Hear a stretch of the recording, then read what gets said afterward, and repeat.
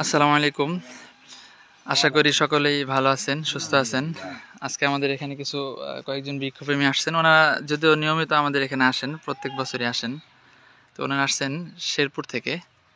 তো ওনারা আমাদের এই যে এখানে একটা থোকা পেয়ে গেছে সম্পূর্ণ, এটা খেয়ে একটা রিভিউ দিবে যে ফলগুলো আসলে কিরকম, খাইতে কিরকম স্বাদ বা বাজারের সাথে তুলনা করবেন আর কি। তাহলে টেস্ট করেন, সবাই একটা করে টেস্ট করেন। একটু পাকা দেখে নিন, লাল টকটকা দেখে নিন।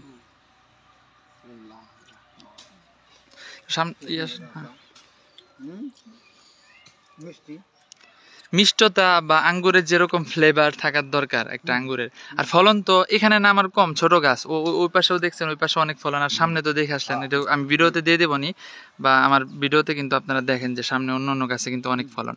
এটা ছোট্ট গাছ, মানে লাগানো হয়েছে প্রায় 6 মাস আগে, এই কারণে থোকা আসছে মাত্র 2টা। তো এগুলো একটু আগে প্রুনিং করা হয়েছিল বিধায় আগে পেকে গেছে, এই কারণে এখানে নিয়ে আসছি। তো একটু বলেন যে মিষ্টতা কিরকম বা টেস্ট কিরকম?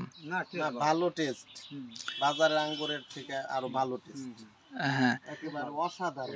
এবং এবং কালারটা কিন্তু একবারে বেশ এর সুন্দর। আগে ছবিতে যেরকম কালার দেখে আসছিলাম, আজকে হ্যাঁ। বাস্তবে তার থেকেও আরো ভালো লাগতেছে। এবং ভিতরে যে বীজ নাই একটা, দেখেন তো। ভিতরে কোনো বীজ নেই, না ভিতরে বীজ কোনো নেই, কিন্তু অনেক মিষ্টি, সেই সাথে অনেক রসালো। মানে বাজারের সাথে টক্কর দেওয়ার মতো আলহামদুলিল্লাহ আঙ্গুর।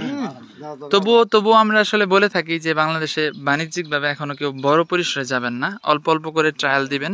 ঠিক আছে, আমাদের ট্রায়াল গুলো শেষ হইলে আমরা আসলে বিভিন্নভাবে চেষ্টা করতেছি, আমরাই আমাদের পক্ষ থেকে ইনশাল্লাহ চেষ্টা করব ট্রেনিং এর ব্যবস্থা করার জন্য।